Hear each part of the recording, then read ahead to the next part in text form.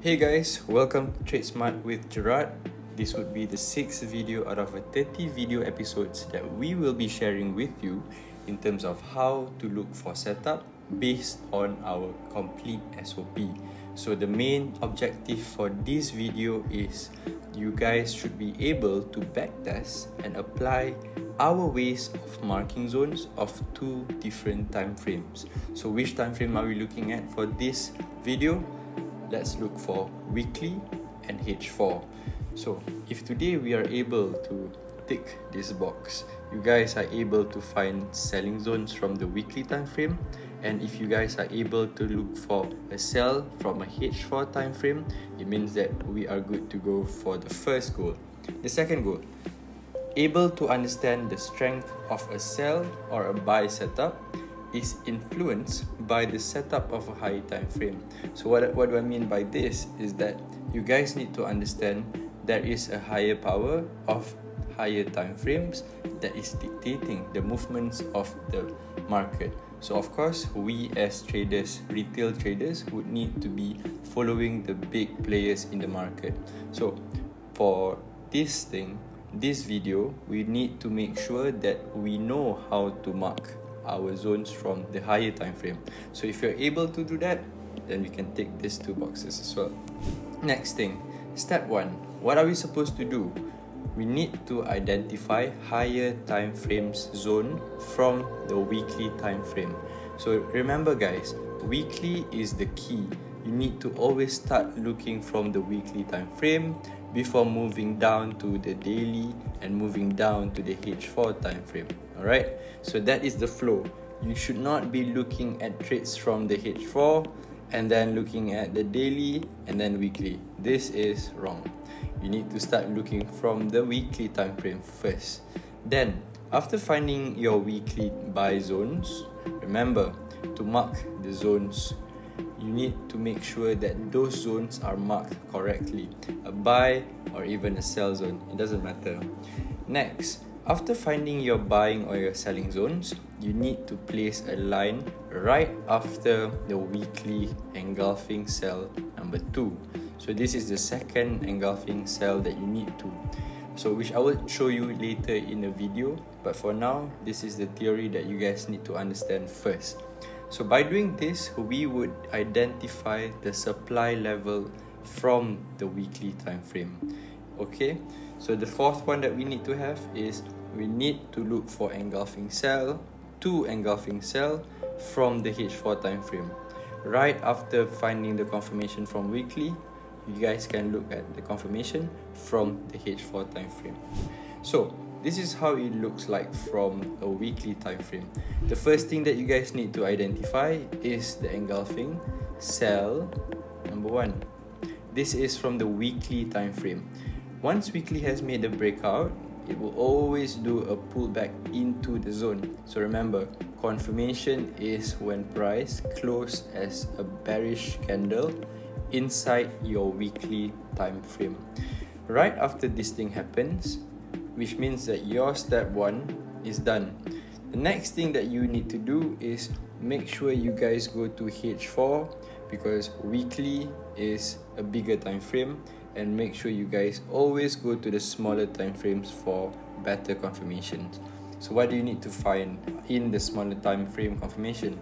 You need to make sure that you have the same setup, which is the engulfing cell. Remember, the breakout, the pullback, and price needs to close as an engulfing cell in the H4 zone. Alright, so you have weekly cell and you also have H4 cells. So that's when you realize that the sellers, the supply zones are strong because you are taking it based from two different time frames. Okay, so before I move further, I just want to recap. The first step that you guys need to do is weekly needs to create an engulfing cell to an engulfing cell setup first. This is the first thing weekly needs to do.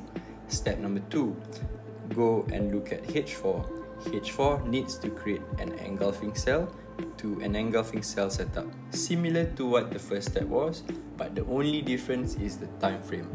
So next, why do we look for two supply zones from different time frames? Number one, we need to have a better confirmation of the sellers or even buyers controlling the market, because when we have two different time frames, we are more confident on the direction, if it's going to be for the buy or if it's going to be for the sell for a long term. Alright. Number two, so that we are trading with the bigger time frame. Remember that we are always the small guys in this game. If you guys are the small guys in this game, you need to treat like the small guys. You need to make sure you are following your bigger time frame. Very, very, very important. Alright. So I can't emphasize enough of how much bigger time frames are really important. And now let's start looking at the charts. So the first setup that we have found, let me do it with you. I am marking this engulfing cell.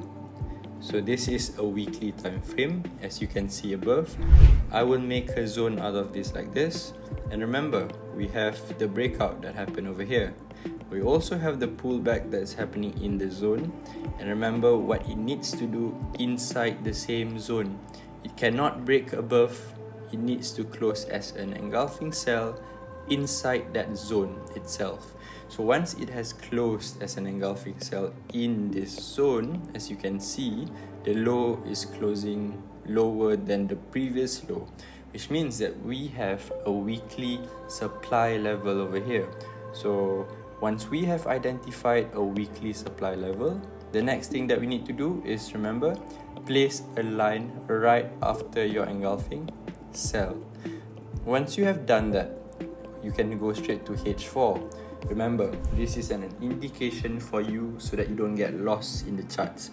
This was your weekly time frame. Imagine if you didn't have this line over here. How lost would you be?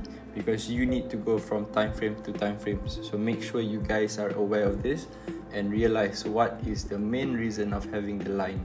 The line is to make sure that you guys understand there is a weekly sell to sell confirmation.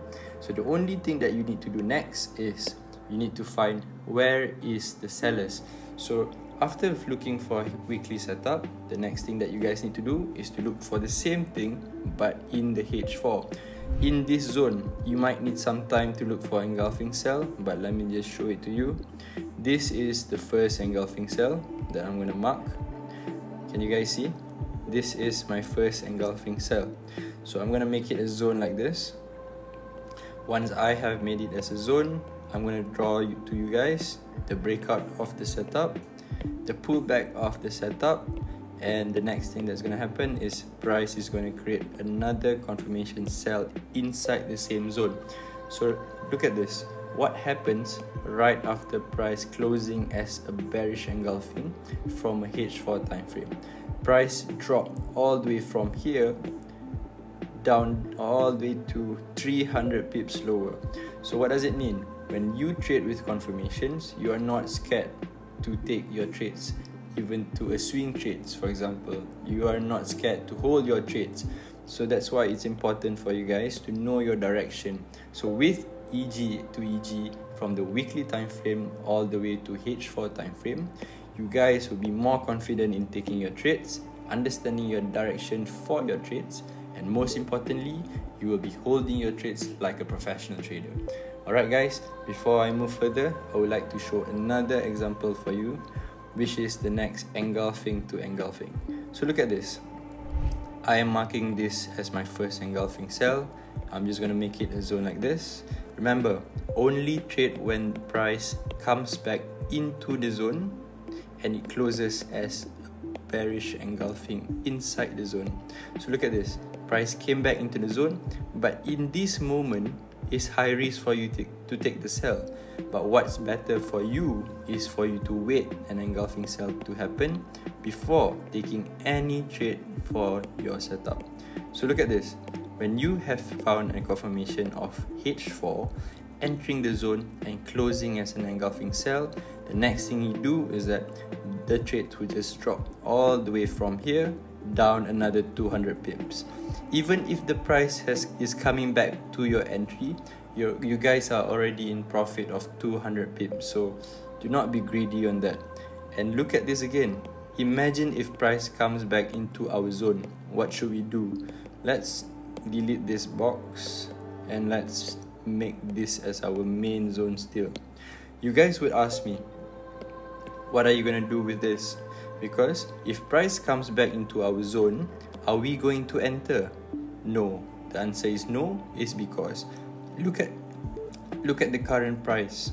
It is actually above this engulfing cell, which means our engulfing cell has been broken by this guy over here.